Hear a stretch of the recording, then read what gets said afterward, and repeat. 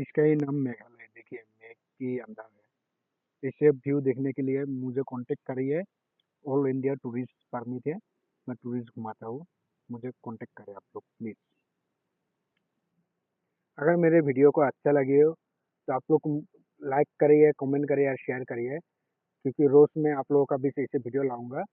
और please subscribe जरूर करिए, बिना सब्सक्राइब किए हुए आप लोग मत जाइएगा, क्योंकि मैं इतना मेहनत करके वीडियो बनाता हूँ आप लोगों के लिए। तो आप लोग प्लीज़ एक सब्सक्राइब कर दीजिए, ये रिक्वेस्ट है आप लोगों से। और नोटिस घूमने के लिए आप लोग मुझे कांटेक्ट कर सकते हैं। मेरा कांटेक्ट नंबर स्क्रीन पे दे दिया है, आप लोग उसी नंबर पर कांटेक्ट कर सकते हैं, मेल कर सकते हैं, व्हाट्सअप कर सकते हैं, कुछ भी। तो थैंक यू। जय हिंद, जय भारत।